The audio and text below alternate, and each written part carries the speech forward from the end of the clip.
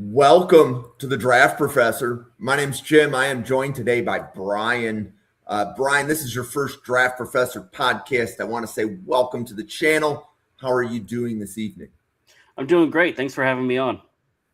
Oh, thank you very much for joining us. So you and I are going to start talking about, some round one picks in a few minutes. But as you're going through your analysis of this draft class, do you have any summaries of your top 32 or your top 50 players as far as the quality of the class or where you see the talent? I think, like Dane Brugler brought it up, and I think he made a really good point that we're probably going to be low on quarterbacks and running backs. But, if you look elsewhere, wide receiver, it's a deep class. Linebacker, it's a really deep class. Secondary, it's a deep class. Edge, defensive line, offensive line. So, in general, you don't have those big names at the top of the board that we've had in the past years. You go back and you look at the Senior Bowl roster, and maybe you have three, at most four guys that are capable of getting into the first round, which sort of a difference from what we've had. But in general, I think there's really good pieces in this class. I think there's really great depth in this class. And I think, 7-10 years from now, when we come back to look at this class, I think we're going to find some really good players. Yeah, and speaking of looking back 10 years from now, so a draft professor did a little bit of research, and there's a good chance that this year's draft, we're going to see more tight ends drafted than running backs. And the last time that happened was 2015. Yeah. So, and that was a pretty good tight end class. It didn't look great during this part of the process. It didn't look great, but I think this is a great year to draft a day 3 tight end. And that day 3 tight end is still going to be playing in the league 10 years from now. Yeah, I don't know if I see as much of that, but there are guys here that have looked really good at times. Oscar Delp is somebody that you've just kind of waited to turn that corner. He hasn't found that consistency, but he's been really good at times. Sam Roush, John Michael Gillenborg, just some of these guys that they've popped, but they haven't been consistent throughout their careers. And you just hope that they get there, in the NFL. Okay. So you and I were talking a little bit backstage, and we're going to focus this podcast on players that you like in round one.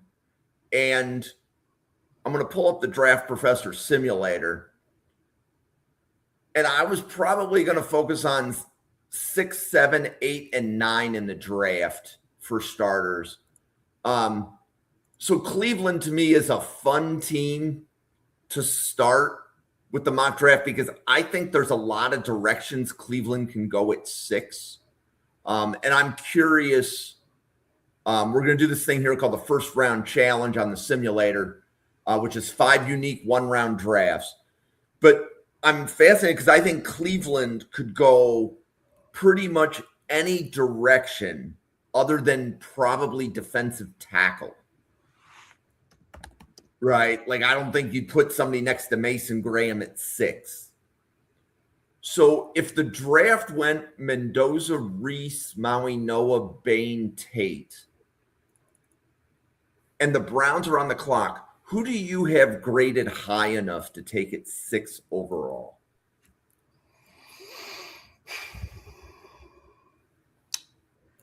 I would go. If you look at their offensive line, left guard over to right tackle, all those guys were set to hit free agency. So DeJuan Jones is your only starter there. Cam Robinson is also headed to free agency. You don't have a lot of depth there. So I would go offensive line. If I were the Browns, looking at Francis Mauigoa, Spencer Fano, Caleb Lomu. Those are probably the three guys that I look at and really kind of see if I fall in love with any of those guys. Okay, so do you have Fano graded high enough to take it 6? No, but I mean, for the Browns, they have one pick in the first. They'll have a second. I believe they're picking 16th overall as well. 24th, I believe. So you look at that. I mean, if there's a player that you love at 6, even if you have him graded 20th, I mean, I still think you take him, right? You draft the player that you love. So I mean, yeah, I could see Spencer Fano getting there. Okay. Yeah. So let's do Fano. Okay. And then when they get to 24th overall, what player do you think they would target if they took Fano at 6? Yeah, I mean, I would come back and look defensively for some depth. Gosh.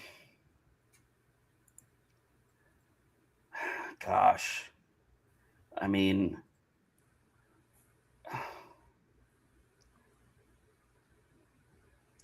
maybe CJ Allen from Georgia, linebacker. One of these edge guys. It looks like Allen's off the board in this one. He went 20th overall to Dallas. I would go back and look at maybe some of these Senior Bowl guys that really popped on during that week that are there.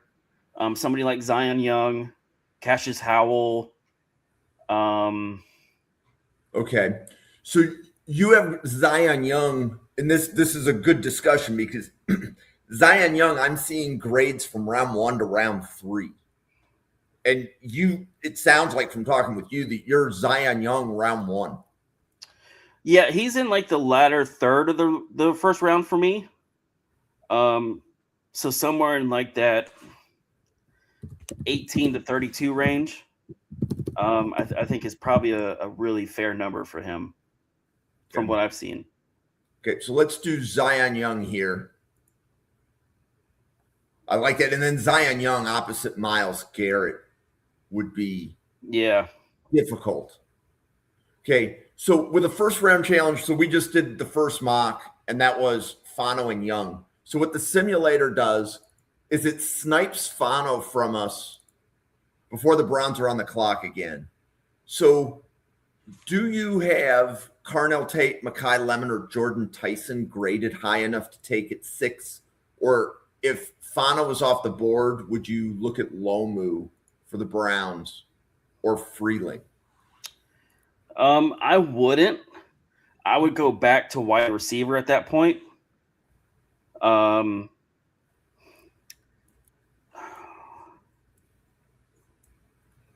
Yeah, I mean with Tate there,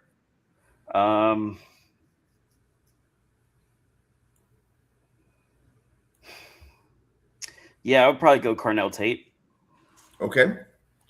So if you go Tate at 6 and you get to 24, and Lomu and Ian Achor are here, is there one of those guys that you like better at 24 than the other? I would go Lomu. Okay.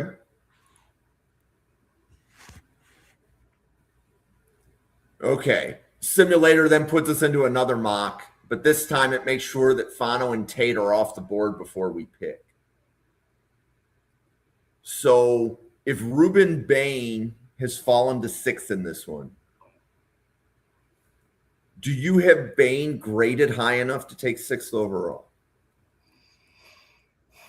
Yeah. And do you think the Browns would do Bain over Lemon or Tyson or anybody else?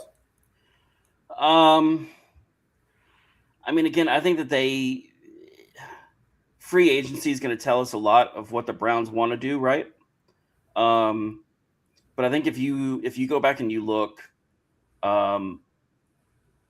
maybe you don't have that offensive lineman on the board that you want to take there at 6. With Ruben Bain there, yeah, I don't think they'd have a problem with taking Ruben Bain, even with questions about his arm length, just what he's been able to do against competition, and hasn't really shown any issues, right? So, yeah, I don't think there'd be a problem there. Okay. And then we get to pick 24, and Zion Young and Caleb Lomu are sniped before pick 24. So after the Browns would go Ruben Bain at the top of the round, what do you think they would do at 24? Like Freeling, Vega, Ian Achor are all there. Is there one of those guys that you have graded significantly higher than the other?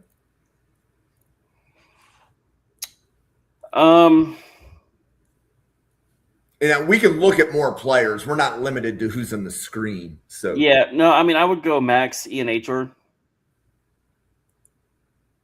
And how high do you have him graded? I think he's probably like that first part of the second round. I don't think that there's a chance that he gets into the first, but I think that we're going to be talking about him 33 to. Is that the Raiders? 48, or is 49, it the Jets? 50. That's the Jets that are at 33. Yeah. Yep. Okay. Oh, and then Brandon, our loyal draft professor follower. Any thoughts on Jadarian Price round 1? Yeah, I don't think that's going to happen. I'm with you there. But I have seen there was at least one person on Twitter that had that today. Yeah. Okay, so we get into the next first round scenario. So in this one, Fano, Tate, Bain all snipe before the Browns are on the clock. So in this one, Maui Noah dropped. Is there any way the Browns would pass on Maui Noah if he was there? No. I mean, I don't think so, right? Right. I'm with you. I think that that's the obvious pick, but I'm positioning it to you just to verify that we all have similar grades on Francis Maui Noah. Yeah, I just don't think so. Okay. So if the Browns take Maui Noah at 6 and they get to 24, and when they get to 24, Zion Young, Caleb Lomu, Maxi and Achor have been sniped before pick 24. Vega's here. Freeling is here. I see Concepcion, Banks. Anybody else that you would begin to consider here at 24 that may not be on the first page of this?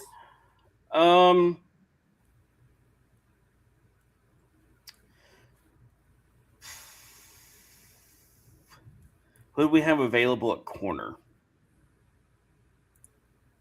Colton Hood, Brandon Cisse, Keith Abney, Chris Johnson, possibly Julian Neal. I don't know that I've seen any, but I think Julian Neal had first round buzz in December, but I'm not hearing that now. Colton Hood, maybe. I think it's a little early for him. Okay. From an edge standpoint, Mesidor is available, height.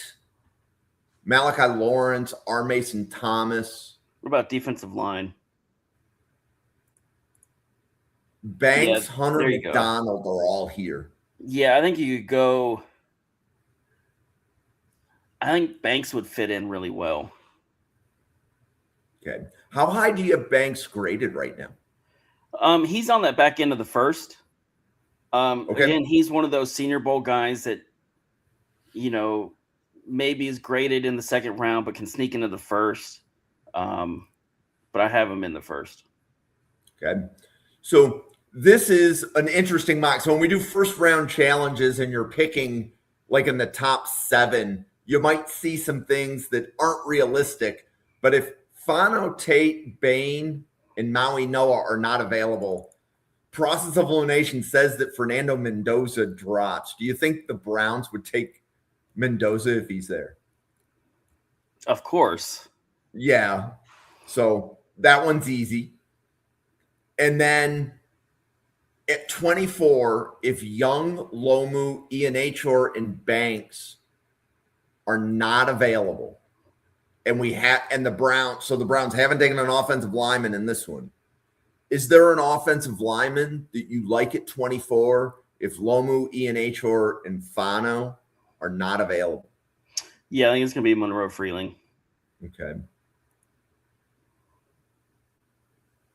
Okay. So, and you more than likely you had never seen anything like this done, and you did it live on a podcast. So, you get an idea for what we're going to be doing here for the next couple of teams that we do. Yeah. Okay. So, I like the way that you're talking through it. I like the way that we can kind of verify where some players are on your board. Is there a team you want to go to and talk through? Or, I mean, I can pick stuff, but if there's a place you want to go, this can be a really fun exercise. We can look at Houston. Okay. Love it. So let's go to Houston at 28th overall. And that's Brandon's team right here. So, Brandon, what do you want to do in round one? Feel free to pop it in the chat, and then we'll see if Brian, you, and I agree. So, the first round, I'll just read it out loud so that you know who is taken. It was Mendoza, Reese, Maui Noah, Bain, Tate, Lemon, Bailey, Tyson, Downs, Woods, Styles, Delane. Love went to the Rams. That's going to be fun. Vega, Falk, McCoy, Freeling, Banks, Sadiq, Allen, Terrell, Fano, Proctor, Boston, McDonald, Concepcion, Cooper, and Houston's on the clock at 28. What do you think they do?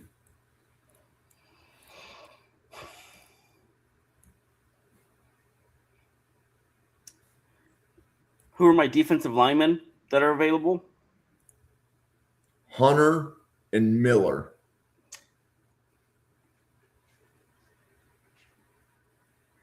I think they would go Lee Hunter in that spot. Okay. So the simulator is going to give us another first round. And this time it knows to snipe Lee Hunter before the Texans are on the clock. So in this one, Lomu, Pregnon, Ianachor, Dunker, and you can see the Texans fans that use the simulator have been picking offensive line. That's how they all get here, right? It's all behavioral based. Yeah. According to your board, if Hunter isn't available for the Texans, Miller is probably the best defensive tackle available. I don't know that I've heard anybody having Orange or Jackson this high, but everybody's board is different. So what are your thoughts on what the Texans would do here?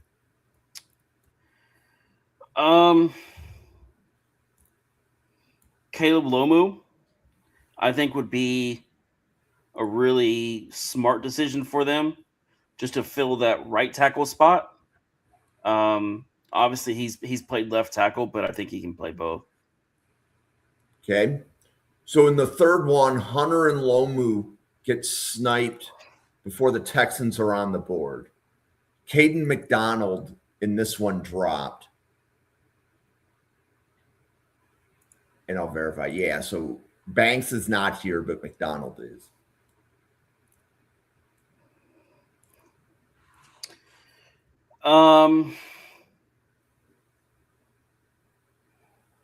What about linebacker?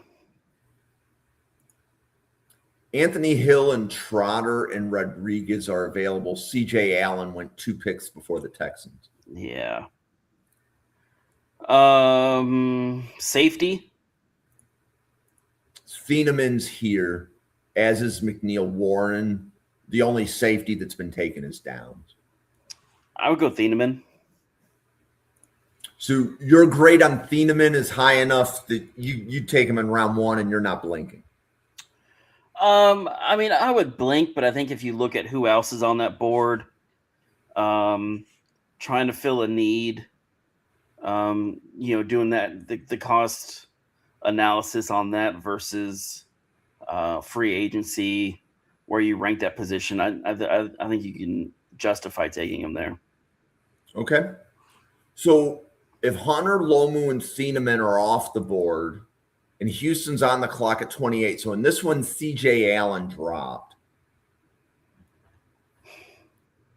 So like CJ Allen versus Caleb Banks versus Caden McDonald versus Ian Achor, Proctor, or probably some other players that we could talk about.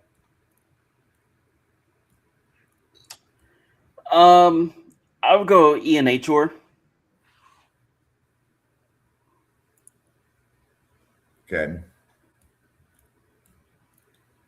And then the last one, Hunter, Lomu, Thieneman, Ian Achor are off the board. Pregnon and Sadiq dropped. Yeah. I'm curious, do you have Sadiq graded high enough to take in round 1? I would love to see him on the Texans. The problem is you have Schultz and you have Stover. I mean, they're just stacked at tight end already. I would go Caleb Banks at that spot. Okay.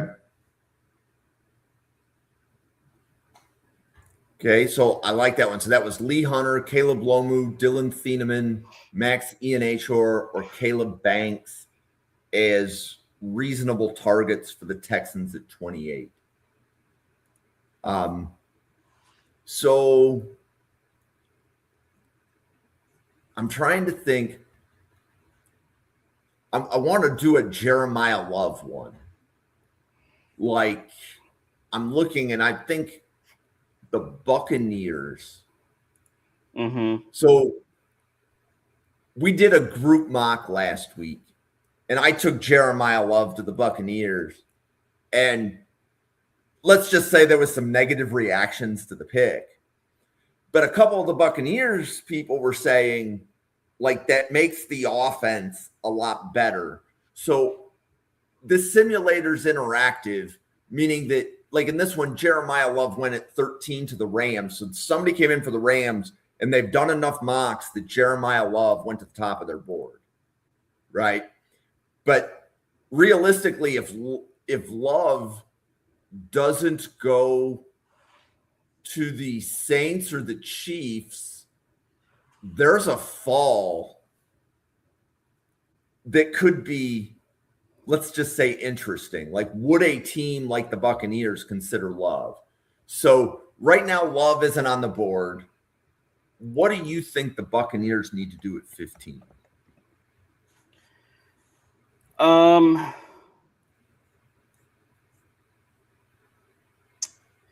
would look at edge. I mean, you got Logan Hall, Hassan Reddick, both hitting free agency. Levante David is another one. I think they could be one of the first teams to look at an inside linebacker, just given that the importance of that position. Levante David's been working on 1-year deals, for the past couple seasons. I don't think he's going to be sticking around long term. So I think that might be a spot for them. Yeah. So Styles is off the board at 11. Is there a linebacker that you would take at 15 that's not named Sonny Styles? Is he the only one that's gone? And Reese, obviously. Yeah, so I have Reese in as a linebacker, and Reese went at 2 overall. The Jets people that use the simulator really like Reese. Yeah. I mean, there's really not. Okay. Maybe we see one kind of, prop up. I'm sorry. Creep up. With the combine and pro day. But I mean, guys, so like So what edges do you have graded high enough to take it 15th overall? I mean, Keldrick Falk, TJ Parker,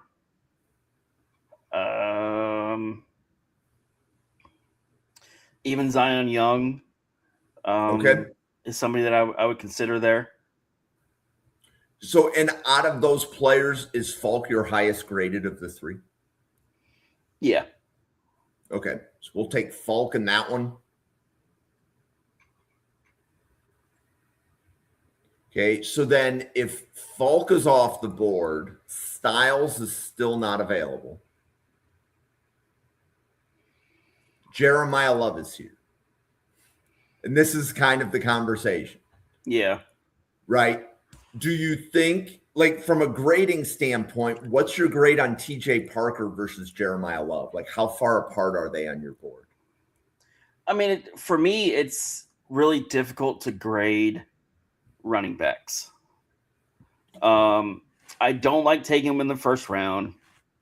But at the same time, you do get an extra year of control. I think it really factors into where that specific team kind of values the running back position as a whole. Do you want somebody with miles on them? Do you want somebody young that you can kind of rely on and throw more and more on? The Buccaneers have relied heavily on Bucky Irving. Rashad White, they have two. And maybe short he's yardage. A pending free agent. Yeah. I believe, right. He is. But yeah.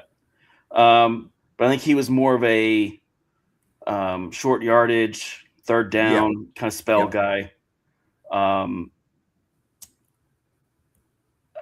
I don't know if you go first round running back there.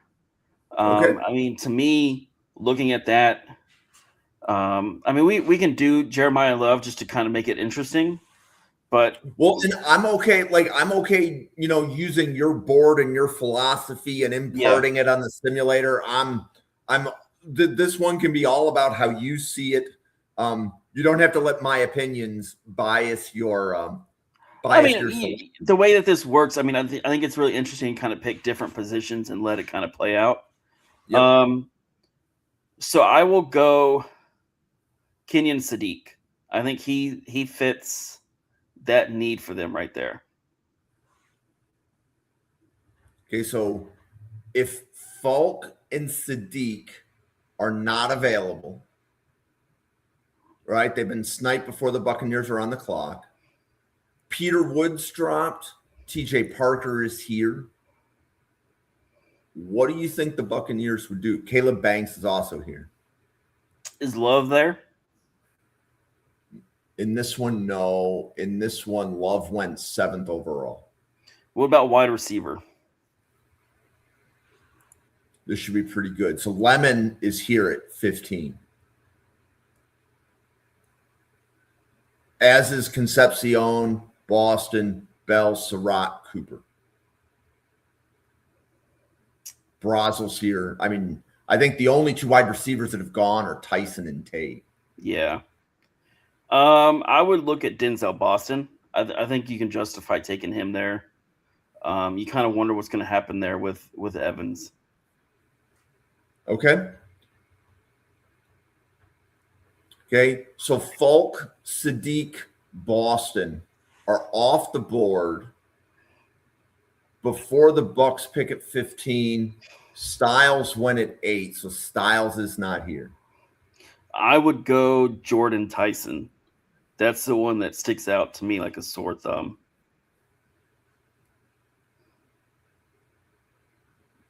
Okay. And then in this one, Falk, Sadiq, Boston, and Tyson are not on the board, but Styles is. So this is like a TJ Parker, Sonny Styles conversation.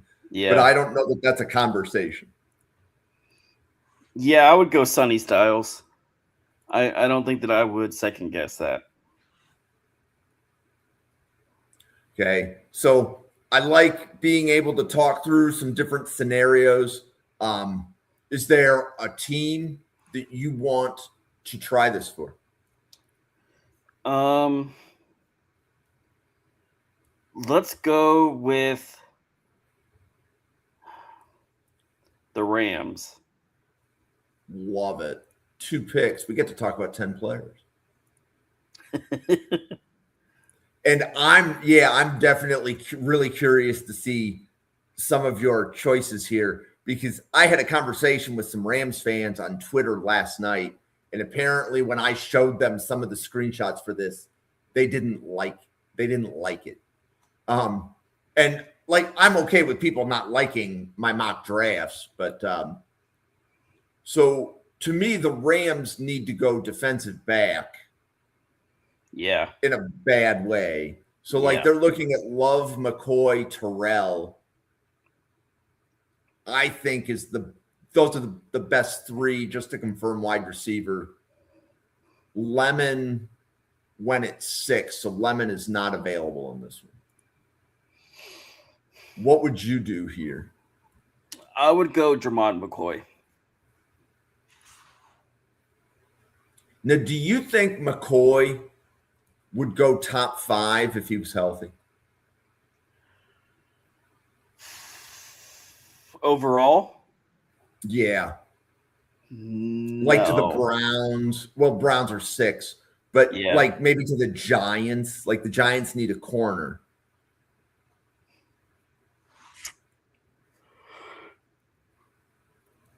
Excuse me. That's all right. Oh, man, that's a tough decision, because you really don't have. I mean, your first corner probably off the board is going to be Delane, right, from LSU. Well, and that's kind of where I was going, is that McCoy, if he was healthy, would probably be graded higher than Delane. Yeah.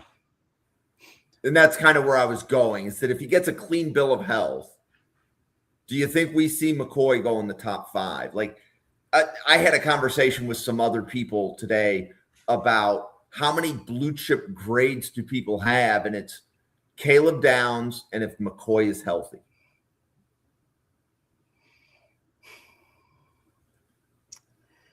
I don't think he gets to the top 5. Okay. I mean, if I were a betting man, I would probably set that over under like that 8 or 9 range. But yeah, I think he'd be in the top 10. Okay. So after the Rams take McCoy at, was it 13? Or is it 14? It's 13. So after they take McCoy at 13, what do you think they do at 29? I would look at wide receiver or tackle. Okay, so you see, I'm not crazy, because that's what the Rams fans were telling me. It's like they don't need to draft a tackle. So I'm glad I'm not the only one on the Rams need a tackle island. I believe one of their tackles is really up in age.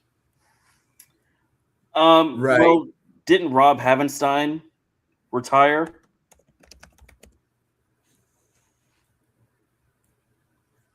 You know something? Maybe that's why the player on the depth chart, when I looked it up, was a name I didn't recognize. Yeah, he was their right tackle. He just announced his retirement. So now you've got like Warren McClendon Jr. there. Yep. Yeah, I mean, DJ Humphries is set to hit free agency. So you got David Quisenberry, Alaric Jackson, Warren McClendon Jr. as your tackles. Yeah, I mean, I would certainly look at offensive tackle. I mean, you're going to have Matthew Stafford as quarterback. He's going to be in the pocket. You got to protect him. Do you like Blake Miller this high, or is it Ian Achor, Freeling, Lomu, and Fano for you in round 1? I think it's a little early for Blake Miller. Okay. Yeah, and this, I think I would go Ian Achor.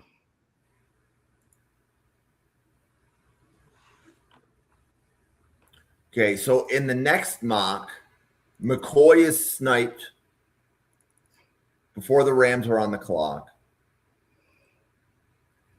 Do you have a corner that's graded high enough to take it 13 if McCoy and Delane are off the board?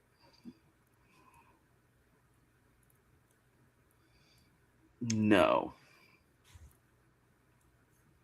So then what do you think the Rams would do at 13 if they can't take McCoy or Delane? Styles is also off the board, as is Downs. Well, I mean, all right. So, I mean, they come back at 29, right? Mm-hmm. So, I mean, I think that they could look at corner, maybe somebody like Terrell.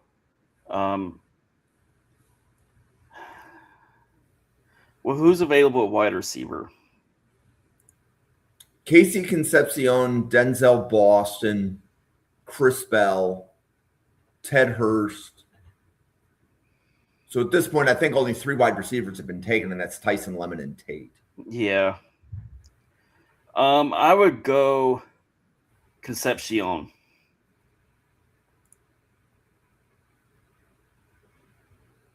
Okay. So in this, okay, and that now we're at the back of round 1 with taking Concepcion earlier.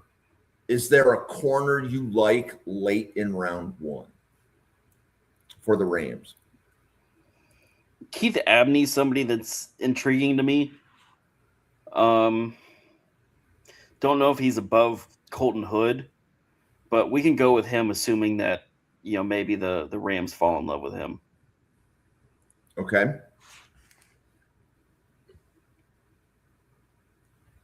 Okay, so now at 13th overall, Delane and Lemon and Tyson are all there for the Rams. If those 3 are there, which one do you think they take? Mekhi Lemon. How high do you have Lemon graded? You didn't even hesitate. I mean, I just think he fits what they're looking for a little bit better. Can kind of play that slot role a little better than obviously the other guys. And I think that's kind of the direction that I'm going towards.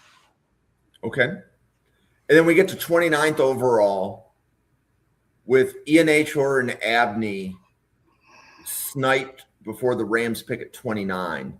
So Lomu, Hood, Chris Johnson, Caden McDonald is here. Trotter is here. Chris Bell is here. Thoughts on what you think the Rams would do? I mean, Ty Simpson's an interesting conversation. I mean, Garoppolo's going to hit free agency. You wonder where they stand with Stetson Bennett. I mean, you throw Ty Simpson in there. He can sit for a year behind Stafford. I think he kind of changes that offense quite a bit. Yeah, so I guess I have my quarterback philosophy is always you draft for upside. So like if you're not right like the difference between like a Baker Mayfield, Sam Darnold, Josh Allen in that draft 10 years ago is Baker and Darnold were drafted because of their high floor, whereas Allen was a pick because of his ceiling. And a lot of people don't want to miss, right? So I think Simpson, you're less likely to miss, but he's going to be a starter. But it's not even immediate. But if he succeeds, he's a starter. He's one of 32 starters. Whereas I would swing for Drew Allar.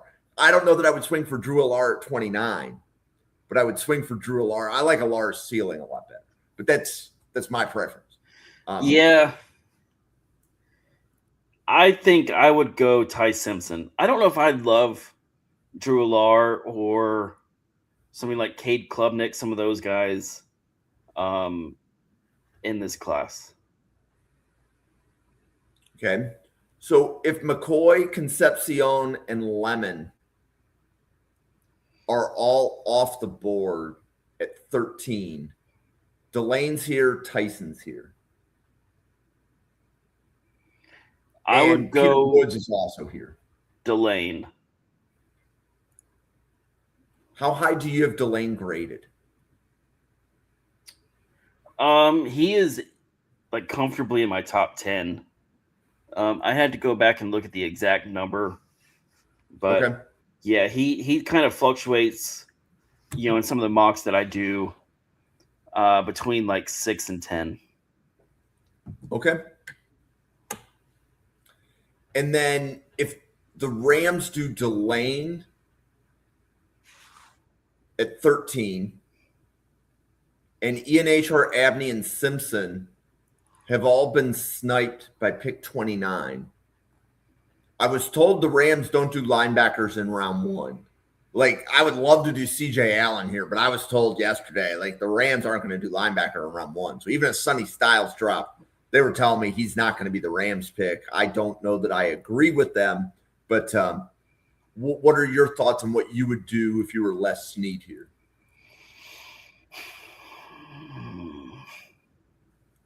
Lomu, Hood, Allen, Johnson, McDonald is here.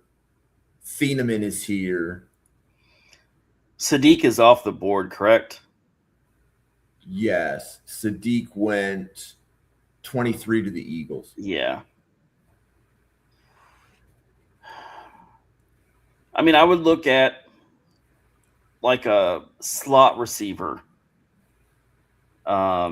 If there is one, maybe Bell. So you like Chris Bell here. I love that pick. I would go Bell or Surratt. I think I could justify taking either one. We can go Bell. Yeah. And for anybody watching, Chris Bell was likely going to be a top 15 player in this draft before he tore his ACL. The only reason that he's even there at the back of round 1 is that he tore his ACL. But I always like to say, like, the team that drafts Chris Bell, their GM has job security. Whoever drafts Chris Bell, yeah, I'm confident it will not be a first-year GM, and it will be a GM with job security. Because, for example, if you're, and I'm trying to think of, like, so like if you're the Miami Dolphins GM, even though Miami needs a wide receiver, you don't take Chris Bell round 1 or round 2 because it's your first draft. And if you draft a player that never plays, you'll never live it down. right. Whereas if you're Les Snead, if Chris Bell never plays, you've made so many other draft picks and you've taken your team to the playoffs and the Super Bowl numerous times that one failed pick isn't going to sink you. Yeah. So, okay, so now we're doing the final Rams mock. McCoy, Concepcion, Lemon, and Delane are all off the board at 13. Tyson's here. Styles is here. I think this would be Styles. Like, that's what I would do, even though the Rams fans on Twitter, what does the average user on Twitter know? But, like, I would think Styles, but, like, what do you think the Rams would do here at 13?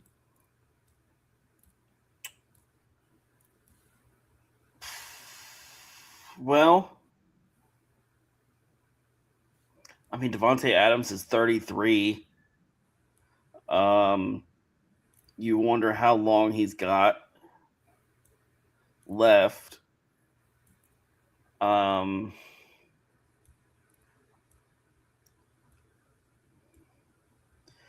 mean, the Rams were really good when they had two really dynamic receivers, right?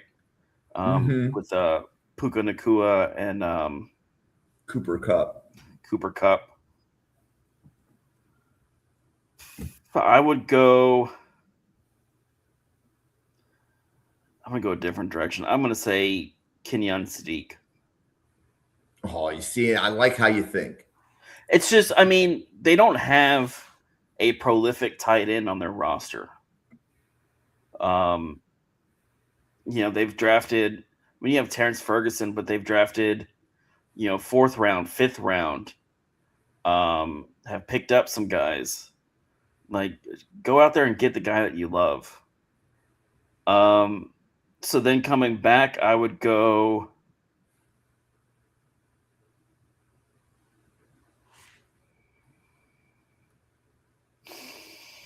So Freeling, Lomu, Hood, Allen, Johnson. I think all those would be good picks. Caden McDonald is here. Lee Hunter is here. TJ Parker is here. I think you go Colton Hood. I mean, that way you're filling your hole in the secondary. Get a starter. Okay. So that was a pretty cool exercise, Brian. We do this with guests on the podcast all the time. And a lot of people haven't seen a simulator snipe players before. So I appreciate you enlightening the Draft Professor crowd to your board. You want to take a moment, introduce yourself to everybody watching, tell them about all the different football and draft content that you make. Yeah, I'm on Twitter at BrianLamb_ISN. I'm doing content for draftcountdown.com. Those are kind of my main spots. Do a mock draft about once a month. That'll obviously kind of, be more frequently here as we get into the process, and then releasing big board soon. So that'll be coming out as well. Cool. And for everybody watching, wanted to let everybody know that Draft Professor has daily draft podcasts. So we're here at 7 p.m. and 9 p.m. Eastern every weeknight. We have shows on Saturday. We have shows on Sunday. We're here every day. And then as soon as May comes around, we just start on the next draft class. So we will still be podcasting daily in May. We might take 2 weeks off at Draft Professor just to kind of circle our wagons a little bit. But we're here every day bringing draft content.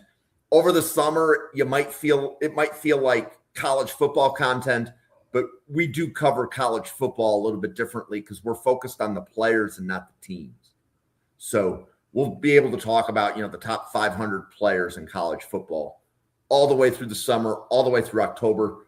And then as we start getting to October, we just funnel college football down to only the draft eligible players.